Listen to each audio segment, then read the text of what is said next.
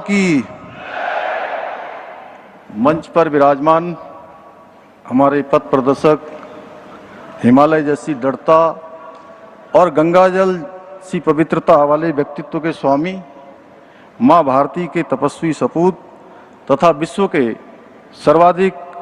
लोकप्रिय नेता आदरणीय प्रधानमंत्री श्री नरेंद्र मोदी जी,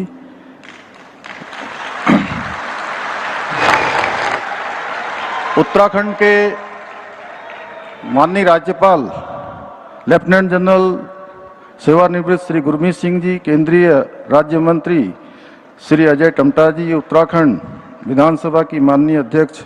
श्रीमती रितु खंडूरी जी, भारतीय जनता पार्टी के प्रदेश के अध्यक्ष और राज्यसभा के सांसद आदरणीय महेंद्र भट्ट जी, आदरणीय सभी पूर्व मुख्यमंत्रीगण, मंत्रिपरिषद के मेरे सभी सहयोगीगण, लोकसभा एवं राज्यसभा के माननीय सांसदगण,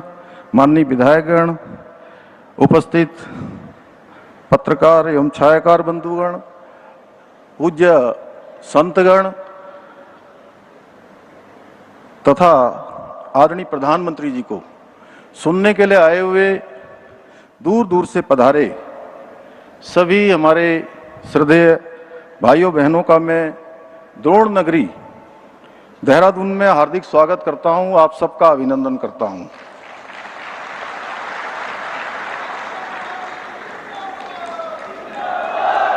तथा आप सभी को उत्तराखंड राज्य स्थापना दिवस और रजत जयंती पर्व की हार्दिक बधाई एवं शुभकामनाएं देता हूं। मैं आज के इस ऐतिहासिक अवसर पर बाबा केदारनाथ जी, भगवान बद्री विशाल जी, पूर्णागिरी मैया, गोलजू देवता, महासू महाराज सहित देवभूमि के समस्त देवी देवताओं से प्रार्थना करता हूं कि हमारे राष्ट्र ऋषि आदरणीय प्रधानमंत्री जी को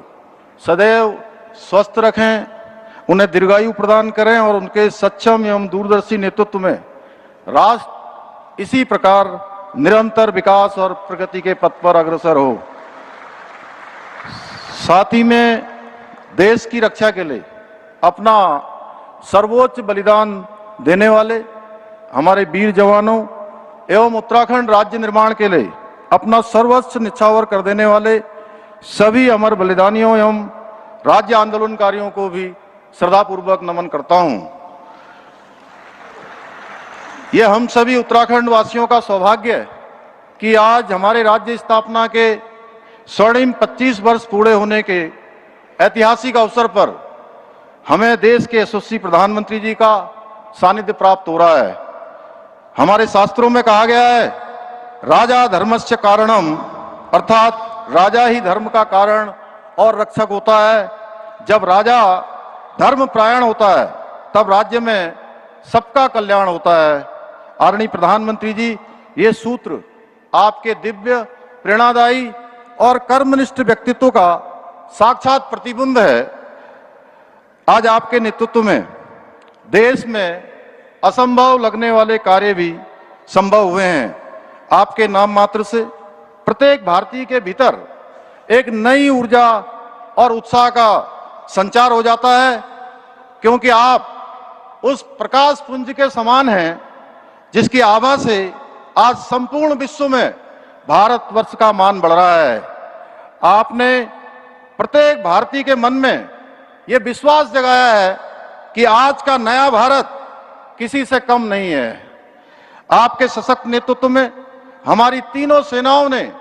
ऑपरेशन सिंदूर के द्वारा दुश्मन के जहरीले दांतों को जबड़े सहित निकालकर यह बात पूरे विश्व के सामने स्पष्ट कर दी है। आदरणीय प्रधानमंत्री जी, भारत रत्न परम श्रद्धेय अटल बिहारी वाजपेयी जी के द्वारा पुष्पित और पल्लवित हमारा उत्तराखंड आपके भारतवर्ष को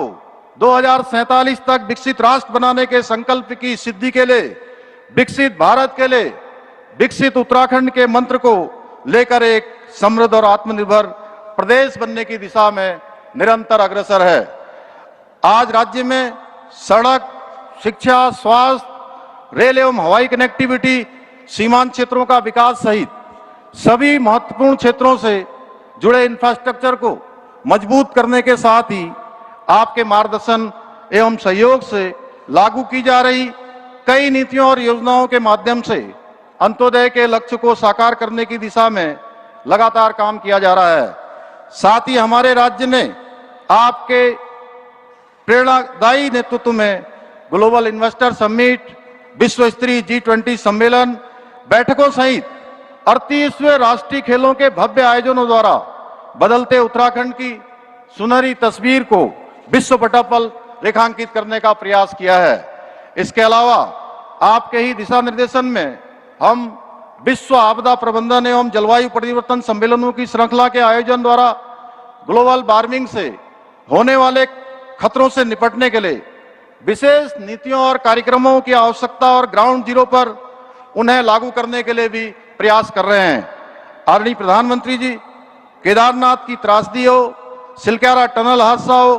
जोशीमठ में भूधसा हो या वर्षा काल के समय या इस वर्ष हुई भयंकर आपदा हो, समय समय पर आने वाली प्राकृतिक आपदाओं के समय आपने प्रत्येक विपदा के दौरान संवेदनशीलता के साथ उत्तराखंड की जनता का आगे बढ़कर साथ दिया है, हमेशा हमारा उत्साहवर्धन किया है, हमें हमेशा प्रोत्साहित किया है। आपके स्नेहपूर्ण सहयोग और मार्गदर्शन से उत्तराखंड कठिनाइयों से उबरकर एक नई शक्ति, नए संकल्प और नई ऊर्जा के साथ आगे बढ़ रहा है।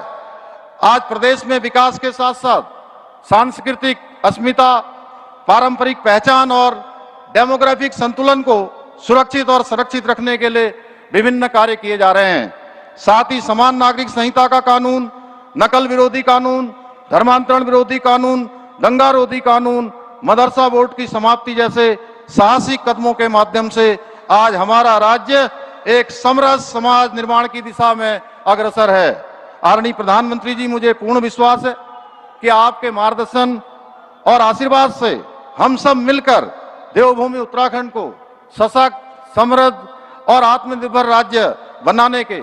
अपने विकल्प रहित संकल्प को पूरा करने में अवश्य सफल होंगे। इसी विश्वास के साथ आदरणीय प्रधानमंत्री जी का राज्य स्थापना दिवस के इस विशिष्ट अवसर पर पुनः स्वागत करते हुए कविता की इन पंक्तियों के साथ मैं अपनी बात समाप्त करता हूं। त्याग, तप, त्याग और बलिदानों से हमने उत्तराखंड को पाया है नमन उन अटल बिहारी को